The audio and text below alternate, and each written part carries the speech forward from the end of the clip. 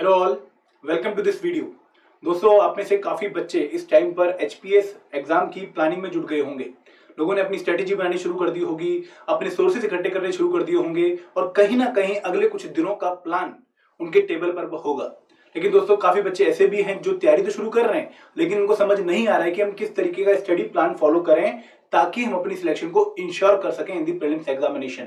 तो यहाँ पर इस वीडियो में मेरा मेन पर्पस है कि मैं आपको नेक्स्ट 90 डेज का एक स्टडी प्लान प्रोवाइड करूंगा, एक बहुत ही प्रैक्टिकल फिजिबल सा स्टडी प्लान जिसको फोकस करके आप अपनी तैयारी को बहुत अच्छा कर सकते हैं। दोस्तों, इस लेक्चर को एंड तक पक्का देखिएगा क्योंकि मैं यहाँ पर आपको हर एक कंपोनेंट का डे वाइज स्टडी प्लान बताने वाला हूं और ये आपको बहुत हेल्प करने वाला है आपकी प्रिपरेशन में। ठीक है, और मैंने एचपीएनटी का भी 75 डेज प्लान बताया था और काफी बच्चों ने उसको फॉलो भी किया था और ये भी एक बहुत ही प्रैक्टिकल एंड एक यूटिलिटी वाला प्लान है जिसको फॉलो करके आप लोग बहुत अच्छे लेवल पर पहुंच जाओगे। दोस्तों, अगर आप न्यू है हमारे चैनल पे तो प्लीज सब्सक्राइब करिएगा हमारे यूट्यूब चैनल को एंड हमारे टेलीग्राम चैनल को भी ज्वाइन कर लीजिएगा क्योंकि हर एक सेशन की जो पीडीएफ है वो हमारे टेलीग्राम ग्रुप पे शेयर करते हैं। टेलीग्राम ग्रुप का जो लिंक है वो नीचे डिस्क्रिप्शन बॉक्स में दिया गया है। दोस्तों, स्टडी प्लान की जरूरत क्यों पड़ती है? सबसे पहला फायदा तो स्टडी प्लान का ये होता है कि हम एक डिसिप्लिन में आ जाते हैं, हम एक कंसिस्टेंट मैनर में फिर प्रिपरेशन करते हैं। हमें पता होता है कि यार हमारा डेली का टारगेट क्या है, हमने क्या अचीव करना है और जब हम उसे अचीव कर लेते हैं तो एक सेंस ऑफ फीलिंग, एक ऐसी फीलिंग आती है कि हाँ यार हमने कुछ कंप्लीट कर लिया है। सेंस ऑफ कंप्लीटनेस आता है कि हाँ यार हमारा कुछ पोर्शन ऑफ सिलेबस कंप्लीट होता जा रहा है और फिर हम आगे के लिए और मोटिवेट होते रहते हैं। लेकिन अगर हम विदाउट प्लान तैयारी करेंगे तो हमें नहीं पता लगेगा कि हमने क्या कर लिया है, क्या करना है, कहाँ हम स्टैंड करते हैं। तो इसीलिए स्टडी प्लान फॉलो करना, इसको अपने स्टडी टेबल के सामने लगाना, उस पर टिक मारना बहुत इंपॉर्टेंट है, मेंटली भी और आपकी तैयारी में भी। ठीक है, तो शुरुआत करते हैं। सबसे पहले इस स्टडी प्लान को शुरू करने से पहले मैं बताना चाहूंगा कि ये स्टडी प्लान सबके लिए है, वर्किंग प्रोफेशनल के लिए भी है और जो आपके फुल टाइम तैयारी कर रहे हैं बच्चे उनके लिए भी है। क्योंकि फुल टाइम तैयारी काफी बच्चे करते हैं, लाइब्रेरीज में जाते हैं, सोलन हो गया, ठीक है, तो यहाँ पर बहुत अच्छी मेहनत करते हैं और दिन में कम से कम 7-8 घंटे वो देते ही देते हैं। लेकिन जो वर्किंग प्रोफेशनल है, हाउस वाइफ हैं, वर्किंग लेडीज हैं, उनको काफी दिक्कत आ जाती है एक अच्छे स्टडी प्लान को फॉलो करने में। तो दोस्तों, यहाँ पर उनके लिए भी मैंने टाइम बताया है कि किस तरीके से आप अपने डे में टाइम निकालो ताकि आप अपनी तैयारी को एक सेल्फ स्टडी वाले बच्चे की तैयारी के बराबर लेकर आ सको। नो डाउट आपके लिए थोड़ा सा जो मामला है वो थोड़ा टफ है क्योंकि आपकी जो मेंटल लोड है वो काफी ज्यादा है, जॉब का लोड है। ठीक है, देन ट्रैवलिंग होती है जॉब से घर की, घर से जॉब की, देन उसके बाद बहुत सारे अदर काम भी होते हैं जो आपको कहीं ना कहीं बिजी रखते हैं अपार्ट फ्रॉम दी प्रिपरेशन। और जब प्रिपरेशन का टाइम आता है तो आप ऑलरेडी काफी खत्म हो चुके होते हो और आपके माइंड में उतनी पावर नहीं होती है कि आप फिर दोबारा अच्छे से स्टडी कर पाओ। लेकिन दोस्तों, अगेन अगर हमारा अल्टीमेट एम सिलेक्ट होना है, अगर हम अपनी करंट जॉब से सेटिस्फाई नहीं है, हम चाहते हैं कि हम अपने करियर में कुछ अच्छा करें, कुछ ऐसा अचीव करें कि जो हमें ना तो सिर्फ पावर एंड प्रेस्टीज दे बल्कि उसके साथ साथ एक सेंस ऑफ कंप्लीटनेस भी दे कि हाँ यार अब हम सही जगह पे हैं, सेटिस्फेक्शन आए, तो दोस्तों आपको मेहनत करनी पड़ेगी। तो यहाँ पर जो ये वर्किंग प्रोफेशनल के लिए मैंने स्टडी प्लान बताया है, यहाँ पर आपको 2 शिफ्ट में पढ़ाई करनी है। दोस्तों, ये 2 शिफ्ट मस्ट है। इसके अगर आप इसको फॉलो नहीं करते हो तो कहीं ना कहीं थोड़ा सा आप लैग कर जाओगे और आप सिलेबस कंप्लीट नहीं कर पाओगे या फिर एक अच्छी प्रिपरेशन नहीं कर पाओगे। तो यहाँ पर मॉर्निंग शिफ्ट में 6 से 8:30 सुबह जल्दी उठिए, थोड़ा सा 2-3 महीने की बात है भाई, लेकिन अगर अभी मेहनत नहीं करी तो फिर तो कुछ नहीं होने वाला, फिर तो अगले साल का टारगेट रख लो। तो यहाँ पर अगर आप 2022 का प्रीलिम्स टारगेट कर रहे हो जिसकी डेट अभी नहीं आई है और मोस्ट प्रोबेबली सितंबर एंड या फिर अक्टूबर स्टार्टिंग में हमें देखने को मिल सकता है, तो आपके पास टाइम है इस बार भी इस एग्जाम को क्लियर करने का। तो मॉर्निंग में 6 से 8:30 2.5 घंटे की शिफ्ट दो एक बार, ठीक है, जिसमें 1 घंटा करंट अफेयर और 1.5 घंटा हिमाचल जीके फॉलो कर सकते हो।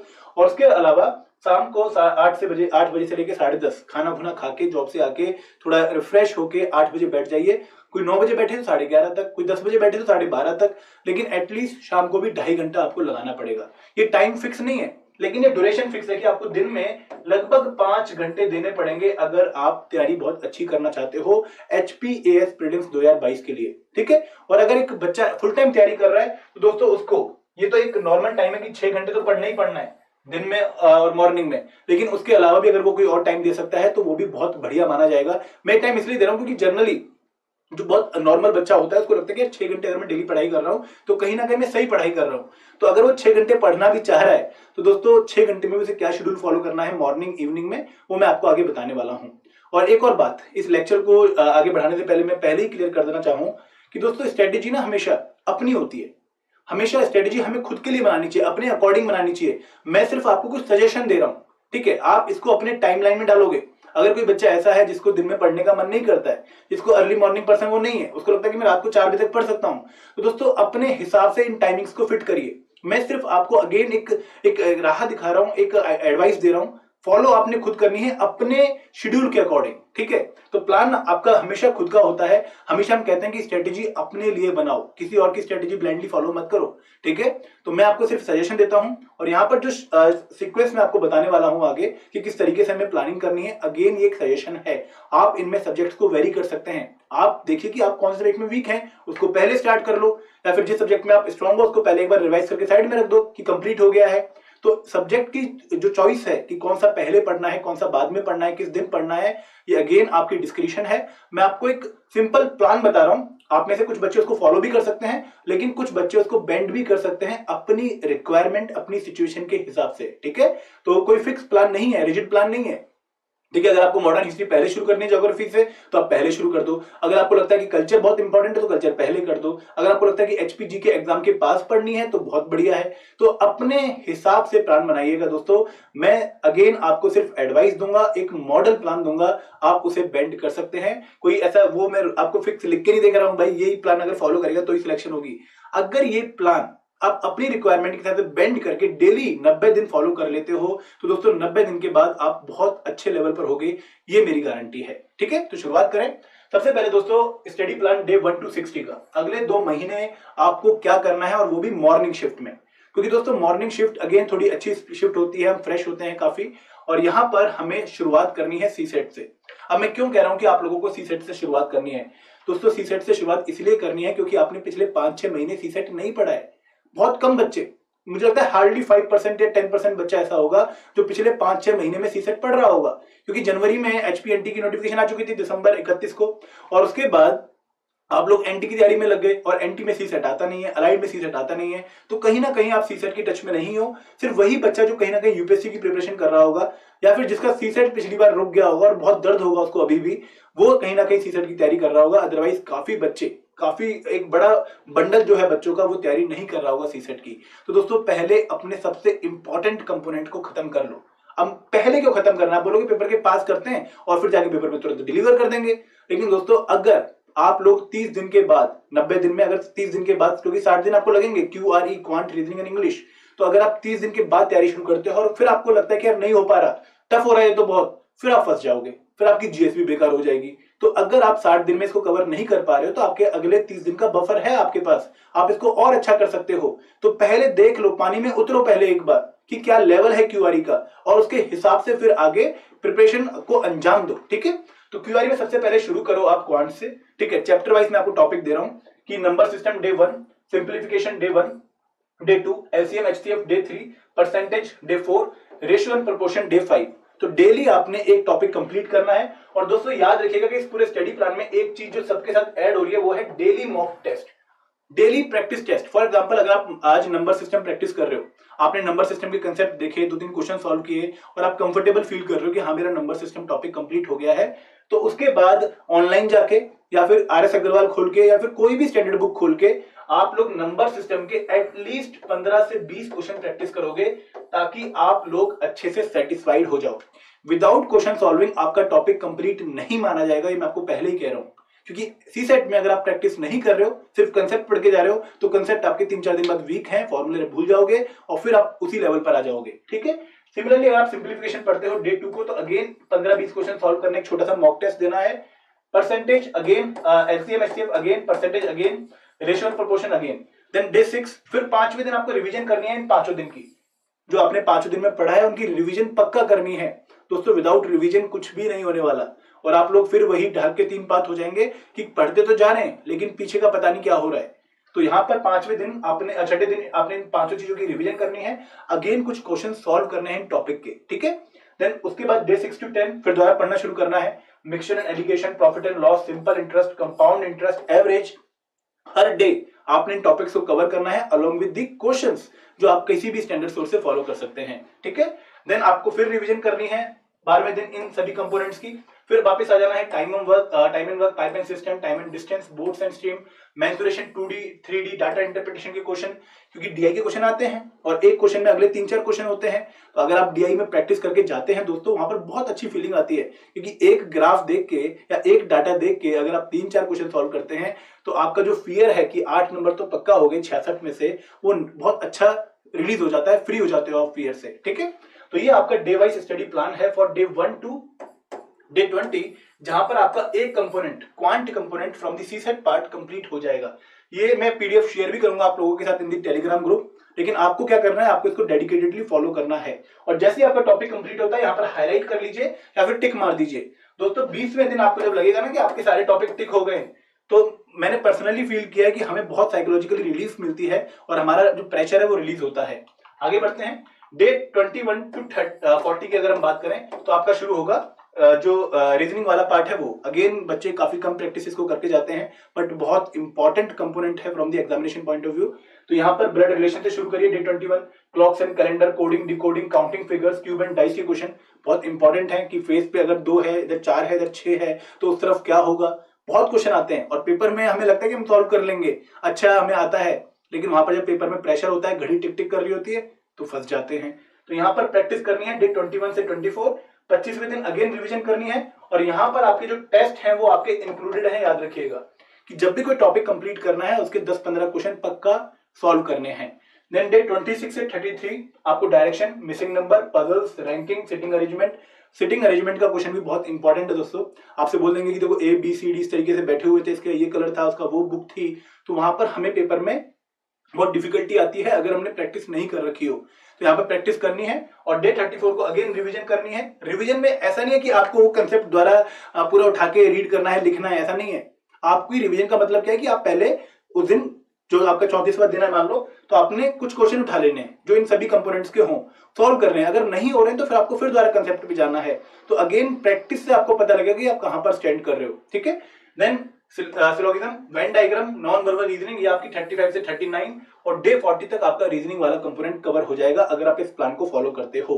दोस्तों अगेन मैं टॉपिक वाइज क्यों बता रहा हूं, क्योंकि टॉपिक वाइज अगर हम कवर करते हैं तो हम अल्टीमेटली अपना सिलेबस कवर कर लेते हैं। मैं आपको ये नहीं कह रहा हूं कि डे 21 से 40 आप सीधा रीजनिंग कंप्लीट कर लो, मैं आपको ये नहीं बता रहा हूं, मैं आपको अंदर घुस के बता रहा हूं कि देखो आपको रीजनिंग में भी क्या क्या कंप्लीट करना है। तो कहीं ना कहीं ये आपके इंपॉर्टेंट टॉपिक्स भी हैं सिलेबस के जो आपको कवर करने हैं। ठीक है, अगर बात करें डे 41 से 60, तो अब आती है आपकी इंग्लिश। अगेन बहुत इंपॉर्टेंट है। और दोस्तों ये इंग्लिश सिर्फ प्रीलिम्स के लिए इंपॉर्टेंट नहीं है, ये इंग्लिश कहीं ना कहीं आपकी मेंस के लिए भी इंपॉर्टेंट है। तो इस तरीके से इंग्लिश को पढ़िएगा कि आप इसकी जो एप्लीकेशन है वो मेंस में भी कर पाओ, क्योंकि लगभग जो हमारा पोर्शन है वो कहीं ना कहीं थोड़ा कॉमन हो जाता है। अगर मैं अल्टीमेटली कॉमन नहीं कह रहा कि इंग्लिश पैसेज की प्रेसी लिखो, लेटर लिखो वाला पार्ट नहीं कह रहा हूँ, कंप्रेhension वाला पार्ट कह रहा हूँ, ग्रामर वाला पार्ट कह रहा हूँ। ठीक है, तो रीडिंग कंप्रेhension 2-3 दिन लगाओ इस पे। ठीक है, फिर रिवीजन करो, कंप्रेhension सॉल्व करो, टाइम में सॉल्व करो और अपने सामने घड़ी पक्का रखो। जब भी आप सीसेट की प्रैक्टिस कर रहे हो तो आपके सामने घड़ी होनी चाहिए, क्योंकि अल्टीमेटली हमने जब पेपर में क्वेश्चन सॉल्व करने हैं तो हमें घड़ी का प्रेशर अपने दिमाग पर रखना पड़ेगा। तो यहाँ पर अगर आप 15 क्वेश्चन सॉल्व कर रहे हो तो 15 क्वेश्चन सॉल्व करने के लिए आपके पास एटलीस्ट 20 मिनट का टाइम आपकी घड़ी में लगा हो कि 20 मिनट में ही 15 करने हैं। अब मैं क्यों कह रहा हूं कि 20 मिनट में, तो लगभग 90 क्वेश्चन की प्रैक्टिस हमें अगर 100 में से होगी एक गिवन टाइम में, तो सी सेट तो हमारा क्वालिफाइड है ना यार। हमें तो वहां पर करने ही लगभग 40 क्वेश्चन है बिल्कुल करेक्ट, या फिर अगर हम 50 कर रहे हैं तो 5% की एरर चलेगी। तो ये अगर कैलकुलेशन करोगे तो बहुत अच्छे तरीके से एग्जाम में जाओगे। फिर error detection, sentence correction, sentence improvement, one word substitution, phrasal verb, filler, synonyms, ये इंपॉर्टेंट टॉपिक आपको सारे कवर करने हैं इंग्लिश के लिए। और अगेन डेज गिवन है, बीच में रिवीजन डेज भी आ रहे हैं। और जैसे ही आपका एक कंपोनेंट कंप्लीट होगा दोस्तों, कंप्लीट मॉक टेस्ट दीजिए। फॉर एग्जांपल जो आपका, जैसे अगर हम बात करें ये हमारा रीजनिंग वाला पार्ट, तो जैसे ही आपकी रीजनिंग पूरी कंप्लीट होती है तो यहाँ पर 100 क्वेश्चंस का रीजनिंग का टेस्ट दो रिवीजन डे 40 में, कि मैं कंप्लीट रीजनिंग का टेस्ट दूंगा। ठीक है, ताकि आपको पता लगे कि आप रीजनिंग में कहां पर स्टैंड कर रहे हो। और दोस्तों जब आप ये सारे डेज कंप्लीट करोगे तो एक अल्टीमेट बेनिफिट क्या आएगा कि आप तीनों कंपोनेंट में बैलेंस प्रिपरेशन करके जाओगे। अब पेपर में अगर एक कंपोनेंट टफ भी आता है तो भी आप उसको हैंडल कर पाओगे, ये गारंटी है। क्योंकि पेपर में कई बार नहीं, रीजनिंग बहुत टफ आ गई है, कभी को लगता है क्वांट बहुत टफ आ गया है, कभी को कहते हैं इंग्लिश बहुत टफ आ गया है, तो अगले 2 कंपोनेंट जिनके लगभग 60 क्वेश्चन 65 क्वेश्चन होंगे वो आपको सेफ राह पर ले जाएंगे। ठीक है, और एक और बात कि जब ये तीनों कंपोनेंट आप कंप्लीट कर लोगे तो आपकी एक टेंशन खत्म हो जाएगी कि भाई सी सेट मेरा प्रिपेयर्ड है। और अगर आपको लगता है कि 60 दिनों में आपका कंप्लीट कंपोनेंट नहीं हुआ है तो फिर आपके पास आगे बफर है, आप उसको यूज करिए। जो वीक कंपोनेंट है इन तीनों में से उसको और थोड़ा इंप्रूव करने की कोशिश करिए। ठीक है, तो ये रहा मॉर्निंग शिफ्ट का शेड्यूल फॉर नेक्स्ट 60 डेज। अब बात करते हैं इवनिंग की। दोस्तों इवनिंग में शुरू करिए डे 1 to 20 में आप ज्योग्राफी, क्योंकि ज्योग्राफी अगेन इंपॉर्टेंट है। लगभग 10 से 8 से 12 क्वेश्चन, मैं कहूंगा एवरेज में 10 क्वेश्चन आपके हर बार आते हैं इन दी प्रीलिम्स एग्जामिनेशन, और एक ऐसा कंपोनेंट है जो आपका मेंस में भी डायरेक्टली यूज होगा। तो ज्योग्राफी आपको अच्छे से पढ़नी है, बहुत अच्छे से पढ़नी है। और ज्योग्राफी में भी क्या शेड्यूल रहेगा कि शुरुआत करिए यूनिवर्स एंड सोलर सिस्टम से, लेकिन अगेन बहुत ज्यादा इंपॉर्टेंट टॉपिक नहीं है, क्वेश्चन देखने को नहीं मिलते हैं, तो जनरली फैक्ट यहाँ पर आपको देखने को मिलेंगे। अब जीएस वाले पोर्शन में आपको फोकस एरिया पक्का बताऊंगा, क्योंकि ऐसा नहीं है कि हर टॉपिक में हर चीज इंपॉर्टेंट है। यहाँ पर कुछ एरियाज ऐसे हैं जो बहुत इंपॉर्टेंट हैं from the examination point of view, तो वो भी आप ध्यान रखिए। जियोमॉर्फोलॉजी यहाँ पर आपको 2-3 दिन देने पड़ेंगे, ठीक है। और इंटीरियर ऑफ अर्थ के ऊपर क्वेश्चन आते हैं, ठीक है। डिसकंटिन्यूटीज के ऊपर क्वेश्चन आते हैं, theories and landforms, rock cycle, volcanism, earthquake, इनके ऊपर क्वेश्चन आएंगे। तो आराम से 2 दिन लगा के इस टॉपिक को प्रिपेयर करिए। Then climatology, again very important topic, atmosphere, wind system, circulation, climate type, आराम से पढ़िए, ठीक है। और 2 दिन लगाइए, और उसके बाद जो छठा दिन होगा तब इसको रिविजन करिए। तो आपका मॉर्निंग में इस टाइम पर क्या चल रहा है, क्वांट चल रहा है, और इवनिंग में इस टाइम पर आपकी ज्योग्राफी चल रही है, पहले 20 दिन, ठीक है। देन रिवीजन करने के बाद अगले दिन अगेन यहाँ पर जैसे आपने यूनिवर्सल सोलर सिस्टम किया तो कुछ क्वेश्चंस पक्का सॉल्व करने हैं दोस्तों, दिस इज मस्ट। मैं क्वेश्चन सॉल्व करने की बात क्यों कर रहा हूँ, ये क्वेश्चन सॉल्व आपको बताते रहेंगे कि भाई जो पढ़ रहे हो वो ढंग से भी पढ़ रहे हो या नहीं पढ़ रहे हो। अगर आपके पास क्वेश्चन नहीं है तो इन टॉपिक्स के पीवाईक्यू सॉल्व कर लो, प्रीवियस ईयर क्वेश्चन सॉल्व कर लो, वहां से तो और अच्छा एक फीलिंग आएगा कि हाँ ये टॉपिक पढ़ने के बाद मैं जो प्रीवियस ईयर क्वेश्चन था उनको सॉल्व करने में कैपेबल हूं। तो ये काम आपने करना है। देन डे जो हमारा 7 and 8 होगा वहां पर हाइड्रोस्फीयर, अगेन बहुत इंपॉर्टेंट टॉपिक है। ओशियन करंट्स हो गए, टेम्परेचर एंड सैलिनिटी डिस्ट्रीब्यूशन हो गई, कोरल्स के ऊपर क्वेश्चन आता है, Indian physiography and drainage, this is one of the most important topic. Reverse के ऊपर क्वेश्चन तो आपको लगभग हर बार देखने को मिलेगा, और ये टॉपिक सिर्फ एच पास में नहीं, एचपी अलाइड, एचपी एनटी में भी बहुत इंपॉर्टेंट है, ठीक है। हिमालयास हो गए, हिल रीजन हो गए, प्लेट्यू हो गए, और उसके बाद monsoon and climate change, again बहुत इंपॉर्टेंट टॉपिक, लेकिन मेंस के लिए भी बहुत इंपॉर्टेंट है। तो ये आपको इस तरीके से ज्योग्राफी प्रोसीड करनी है। उसके बाद आपकी जो इवनिंग शिफ्ट है अगेन चलेगी, इसमें थोड़ी आपकी वर्ल्ड ज्योग्राफी भी आ जाएगी और इंडियन ज्योग्राफी भी चल रही है। Bio geography, resource and distribution, primary activities and agriculture, industrial location, तो ह्यूमन ज्योग्राफी वाला पार्ट आ चुका है। Trade transport and communication, population in India and world, location geography, again location के ऊपर क्वेश्चन आता है दोस्तों। आपको प्लेसेस के बारे में उनका सीक्वेंस पूछ लेंगे, north to south, east to west, और एच पास में तो क्वेश्चन हर बार देखने को मिलता ही है। लास्ट ईयर भी आया था कि आपसे जितने भी सी हैं, बाल्टिक सी वगैरह हो गए, इनकी लोकेशन पूछ ली कि नॉर्थ टू साउथ इनको अरेंज करिए। तो आपको एक बार इनका अच्छा आइडिया होना चाहिए। और यहाँ पर अगेन सबके फोकस एरियाज दिए हैं कि बायोज्योग्राफी में सॉइल एंड वेजिटेशन, रिसोर्सेज में लोकेशन ऑफ मिनरल, जैसे पिछली बार कनाडा का एक पर्टिकुलर रीजन के बारे में क्वेश्चन आया हुआ था, इंपॉर्टेंट है दोस्तों, ठीक है। प्राइमरी एक्टिविटीज, तो ये आपका पूरा डे वाइज शेड्यूल है जिसको आपको फॉलो करना है। और जैसे ही आपका कंपोनेंट कंप्लीट होगा आपको एक कंप्लीट मॉक टेस्ट देना है उस पर्टिकुलर कंपोनेंट का। मॉक टेस्ट के बिना आपकी तैयारी बिल्कुल अधूरी है। जैसे आप मॉक टेस्ट दोगे ना 100 क्वेश्चंस का एक सब्जेक्ट का, तो आपको पता लगेगा कि यार सब्जेक्ट में कहां स्टैंड कर रहे हो। अगर 100 में से 70 से ऊपर क्वेश्चन सही हो रहे हैं तो आप सही हो, फिर आपने सही पढ़ा है। क्योंकि मैं ये नहीं कहता कि 90 क्वेश्चन सही होने चाहिए, लेकिन अगर 70 से कम हो रहे हैं और नंबर हमारे 110 से कम आ रहे हैं ओवरऑल 200 में से, तो कहीं ना कहीं हम उस सब्जेक्ट में अच्छा नहीं पढ़ के आए हैं। और हमें इसको नोट कर लेना है कहीं पर कि यार जब मेरे बाकी रिवीजन की साइकिल आएगी तब मुझे इसको अच्छे से दोबारा से रिवाइज करना है, ठीक है। आगे बढ़ते हैं। अब आता है डे 21 to 30 इवनिंग शिफ्ट, क्योंकि हमने मॉर्निंग शिफ्ट 1 से 60 कर लिया है। तो यहाँ पर आप इकोनॉमी शुरू करेंगे, अगेन इंपॉर्टेंट कंपोनेंट है, 7-8 क्वेश्चन लगभग हर बार देखने को मिलते हैं। तो यहाँ पर measurement of growth, one of the most important topic, और यहाँ पर भी डेफिनेशन, जीडीपी क्या होता है, जीएनपी क्या होता है, एनएनपी क्या होता है, इंडिया की नेशनल इनकम किस टर्म में मेजर करते हैं, ठीक है। ये आपको पोर्शन बहुत अच्छे से कवर करना है डे 21 में। Then monetary policy, again important component दोस्तों, क्योंकि मॉनेटरी पॉलिसी इन्फ्लेशन टारगेटिंग करती है। उसके साथ साथ कौन कौन से टूल है मॉनेटरी पॉलिसी के, रेपो रेट क्या होता है, रिवर्स रेपो रेट क्या होता है, मार्जिनल स्टैंडिंग फैसिलिटी क्या होती है, वो सारे पोर्शन कवर करने हैं, ठीक है। Government budgeting, again important topic. Then इसमें डेफिनेशन, डेफिसिट्स, फिस्कल डेफिसिट क्या होता है, प्राइमरी डेफिसिट क्या है। ये 3 चैप्टर तो आपकी नींव है आपकी एचपास के, ठीक है। इसके बाद जो टॉपिक है agriculture, unemployment, poverty and inequality, industry, service, trade, inclusive growth, infrastructure, ये आपके अगर आप थोड़े से लेस प्रायोरिटी में भी रीड करोगे तो भी चलेगा, बट अगेन रीड कर लेना, क्योंकि यहाँ पर कई बार जैसे 5 ईयर प्लान के ऊपर क्वेश्चन आया है, ठीक है। एक सस्टेनेबल डेवलपमेंट के ऊपर काफी क्वेश्चन आते हैं, एचडीआई के ऊपर काफी क्वेश्चन आते हैं, वो आपने अच्छे से पढ़ लेने हैं। तो यहाँ पर डे वाइज शेड्यूल है आपका पूरा एकदम कि कौन से दिन आपको क्या करना है, फोकस एरियाज मेंशन कर रखे हैं और इस कंपोनेंट को कंप्लीट करने के बाद भी आपको मॉक टेस्ट पक्का देना है। ठीक है, आगे बढ़ते हैं। अब बात करते हैं डे 31 to 50, 20 दिन आपको लगाने हैं इंडियन पॉलिटी पे और इवनिंग शिफ्ट में। अगेन टॉपिक वाइज दिया गया है कि किस दिन क्या करना है। Constitutional framework, Indian union citizen, rights and duties, centre state relation, executive, legislature, judiciary, constitutional non constitutional bodies, local self government. जो जो टॉपिक मैं अंडरलाइन कर रहा हूं, ये सर्कल मार रहा हूं, ये बहुत ज्यादा इंपॉर्टेंट है चारों from examination point of view. And then some miscellaneous topic. Again focus area दिया है कि किसमें क्या पढ़ना है और कितने दिन लगाने हैं आपको किसी पर्टिकुलर टॉपिक पर। और यहाँ पर भी रिवीजन है बीच में इनकॉर्पोरेटेड हर 5th डे पर, तो आपको फॉलो करना है इसको रिलीजियसली। ठीक है, और उसके बाद आपको मॉक टेस्ट पक्का देना है। जैसे राइट्स एंड ड्यूटीज में fundamental right, duties and exception to rights, ये बहुत इंपॉर्टेंट है। अगर मैं बात करूं लेजिस्लेचर की, तो पार्लियामेंट अपने आप में एक कंप्लीट टॉपिक है। एग्जीक्यूटिव में president of India one of the most important topic, और लोकल सेल्फ गवर्नमेंट में पंचायत तो आप मिस कर ही नहीं सकते हो। ठीक है, अब बात करें डे 51 to 60। अब हमारी इवनिंग शिफ्ट चल रही है, तो यहाँ पर आपका कंपोनेंट आएगा जनरल साइंस। 10 दिन लगाने हैं क्योंकि स्कोरिंग है दोस्तों, 10 क्वेश्चन आते हैं और यहाँ पर बच्चे अगर 6-7 क्वेश्चन कर आए ना तो सिलेक्शन के चांसेस ऑटोमेटिकली डबल हो जाते हैं। तो basic chemistry, basic physics, basic biology, लगभग 2 दिन लगाओ केमिस्ट्री में, ज्यादा डिफ नहीं है। 3 दिन आपके लगेंगे फिजिक्स में, और बायोलॉजी में आपको टाइम देना पड़ेगा क्योंकि थोड़ी सी टफ है और शब्द याद करने मुश्किल हो जाते हैं नॉन मेडिकल स्टूडेंट्स के लिए। ठीक है, तो यहाँ पर अगेन बीच में रिवीजन है। जैसे ही आपका कंपोनेंट कंप्लीट होता है एक छोटा सा, उसको रिवाइज करिए और एंड में मॉक टेस्ट पक्का दीजिए। फिर आता है डे 61 to 65 मॉर्निंग शिफ्ट। अब हमारी यहाँ पर सीसेट की इवनिंग इंग्लिश वाले क्वेश्चन खत्म हो चुके हैं, तो इवनिंग शिफ्ट में मॉर्निंग शिफ्ट में एनवायरमेंट, यहाँ पर again topic wise fundamental ecology, environment degradation, biodiversity, climate change, international initiative, national initiative, sustainable development, ये आपने डे वाइज कवर करने हैं और लास्ट में फिर इनका मॉक टेस्ट देना है। अगेन फोकस एरिया यहाँ पे मेंशन है कि इकोलॉजी में आपको डेफिनेशंस बहुत इंपॉर्टेंट है।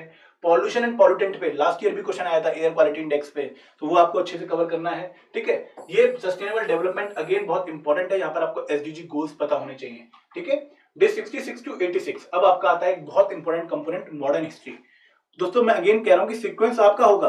अगर आपने मान लो मॉडर्न हिस्ट्री सबसे पहले करनी है तो ज्योग्राफी को यहाँ पे शिफ्ट कर दो, तो आप अपने हिसाब से उसको मॉडिफाई कर लीजिएगा। तो यहाँ पर अगेन टॉपिक वाइज है कि डिक्लाइन ऑफ मुगल से शुरू करिए, advent of European, rise of British, early reform, revolt of 1857, और अगेन इनमें भी फोकस एरिया क्या है आपको ध्यान रखना है और डेज आपको एलोकेट किए गए हैं। आप कहोगे सर एंशिएंट हिस्ट्री से क्यों नहीं शुरू कर रहे हो? दोस्तों एंशिएंट एंड मिडिवल का 1 या 2 क्वेश्चन आना है और बहुत बड़ी है, इन्वेस्टमेंट नहीं अच्छी रहती है उसमें, तो इसलिए मैं उसको अवॉइड करने को कह रहा हूँ आपको। ठीक है, ये पूरा प्लान है हमारी मॉडर्न हिस्ट्री का ही, मॉर्निंग शिफ्ट में चलेगी और पूरा जो एंड टू एंड पार्ट है वो हम कवर करेंगे डिफरेंट मैनर में। स्पेक्ट्रम हमारी बुक होगी या फिर जो कोर्स आपने बाय कर रखा है वो आपका सोर्स होगा। ठीक है, फोकस एरियाज का ध्यान रखना क्योंकि बहुत इंपॉर्टेंट है। जैसे अगर important events from 1908 to 1918, Morley Minto reform, arrival of Gandhi ji, Congress session, Rowlatt Act, entry of Gandhi ji, और यहाँ पर होम रूल लीग, बहुत इंपॉर्टेंट है ये। ठीक है, उसके बाद आता है डे 61 to 86 इवनिंग शिफ्ट। तो इवनिंग शिफ्ट में अब आपकी हिमाचल जी के चलेगी 26 दिन, कम से कम 26 दिन आपको हिमाचल जी के देने पड़ेंगे। और एचपी जी के में पूरा शेड्यूल है कि हिस्ट्री आपको लगभग 6 दिन हिस्ट्री पे देने पड़ेंगे। जनपदास हो गए, relation with Sikhs and Mughals हो गए, शिमला हिल स्टेट्स हो गए, Gurkha, British, Prajamandal movement, then revision करो हिस्ट्री की। देन ज्योग्राफी पे आपको 3 दिन देने पड़ेंगे।